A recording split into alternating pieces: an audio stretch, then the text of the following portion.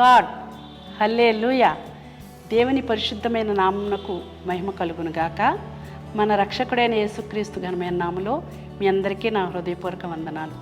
దేవుని గ్రంథంలో నుండి వెలువడుతున్నటువంటి కృపా వాగ్దానాలను ఎంతో శ్రద్ధగా వింటున్న మీ అందరికీ నిత్యానందం కలుగును గాక. మీ కుటుంబాలు బహుగా దేవుడు దీవించును గాక. ఆమేన్. ఈ దినాన్ని దేవుడు మనకిస్తున్న వాగ్దానాన్ని ధ్యానించుకుందాం. యెషయా గ్రంథం 42వ అధ్యాయము 16వ వచనం. వారెరుగని మార్గమున గ్రుడ్డివారిని తీసుకుని వచ్చేదను, వారెరుగని త్రోవలలో వారిని నడిపించును. దేవుడు మనలందరినీ కూడా ఆయన రక్షణలోకి నడిపించాడు.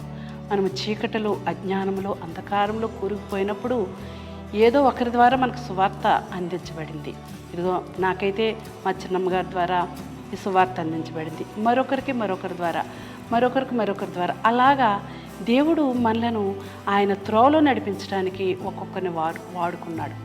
కాబట్టి ఆ చీకటిలో నుండి, అంధకారంలో నుండి దేవుడు మనలను విడిపించి ఆయన వెలుగు మార్గంలో నడిపించినప్పుడు దేవుడు మనలను బట్టి మరొకరిని మనం చీకటిలో నుంచి వెలుగులోనికి నడిపించడానికి ప్రయత్నం చేయాలి. ఇదిగో ఆనాడు అపోస్తలుడైన పౌలు దమస్కు మార్గము గుండా వెళుతూ ఇదిగో క్రైస్తవుని హింసించడానికి, వారిని నాశనం చేయడానికి ప్రయాణం చేసినప్పుడు దేవుడు దమస్కు మార్గంలో గేటు దగ్గర దర్శించగానే అతను నేలం పడిపోయి అతడు గుడ్డివాడైపోయాడు. అప్పుడు దేవుడు అననీయ అనే శిష్యుడికి ఆజ్ఞాపించి తెలియజేసి, ఇదిగో పలానా స్థలములో తార్చువాడైన సౌలు అనే వ్యక్తి పడిపోయి ఉన్నాడు, అతని అంతత్వాన్ని నీవు తొలగించడానికి నీవు వెళ్ళుము అని ఆజ్ఞాపించాడు.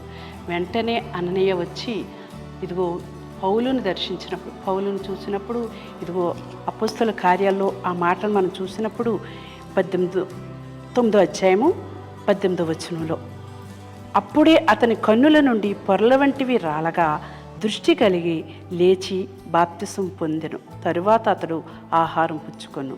దేవునికి స్తోత్రం.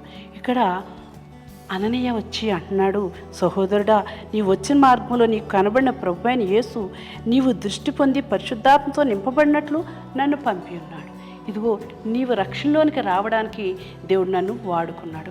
అదేవిధంగా నీవు కూడా అనేక మందిని రక్షించడానికి, నీవు కూడా అనేక మందిని చీకటిలో నుండి, బురదలో నుండి పైకి లేవనెత్తడానికి నిన్ను కూడా ఒక ఘనమైన పాత్రగా దేవుడు వాడుకోబోతున్నాడు.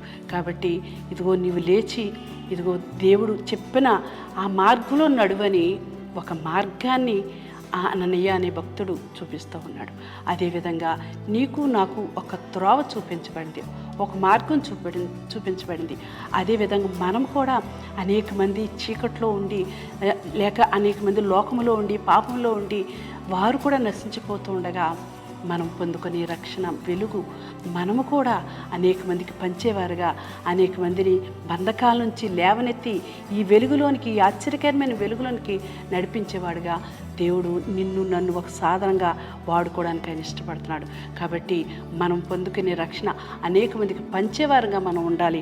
కాబట్టి ఈ దినాన్ని మనకిస్తున్న వాగ్దానం ఏంటంటే, ఇదిగో వారెరుగని మార్గమును గుడ్డివారిని తీసుకుని వచ్చేదను, వారెరుగని త్రోవలో వారిని నడిపించేదను. ఇదివరకు మనకు తెలియదు, మనకి ఈ మార్గం, ఇది జీవ మార్గం, ఇది సత్య మార్గం, ఇది పరలోకంలోకి తీసుకెళ్లే మార్గం మనకు తెలియక మనం చీకటిలో ఉన్నాం. కానీ దేవుడు మనల్ని చేపట్టుకుని నడిపించాడు. అదేవిధంగా అనేక మందికి వెలుగిచ్చేవారుగా మనం ఉండాం. ఈ దినాన్ని, ఈ వాగ్దానం వింటున్న నీవు కొంతమందినైనా చీకటిలో నుండి వెలుగులో నడిపించడానికి ఒక తీర్మానం చేసుకో. ప్రార్థన చేసుకుందాం. మహిమ కలిగిన దేవా, ఇదిగో మేము ఎరుగని మార్గంలోనికి మమ్మల్ని నడిపించు. మాకు తెలియనటువంటి అయ్యా నాయన పూర్వం నాశనకరమైన మార్గంలో ఉండగా మేము ఎన్నడూ ఇలాగ వస్తాం, ఈ రక్షణ పొందుకుంటామని ఊహించలేదు. కానీ మాకు కొందరి ద్వారా రక్షణ ఇచ్చావు. అదేవిధంగా మేము కూడా అనేక మందికి రక్షణ పంచడానికి ఇదిగో వాగ్దానం వింటాను వారు ఇదిగో దేవా నాకు ఇచ్చిన ఈ రక్షణ అనేక మందికి పంచుతానని తీర్మానంతో ఈ వాగ్దానాన్ని వారి జీవితంలో స్థిరపరచుకోవడానికి కృప కలిగించండి. యేసు నామములో ప్రార్థిస్తున్నాను తండ్రి.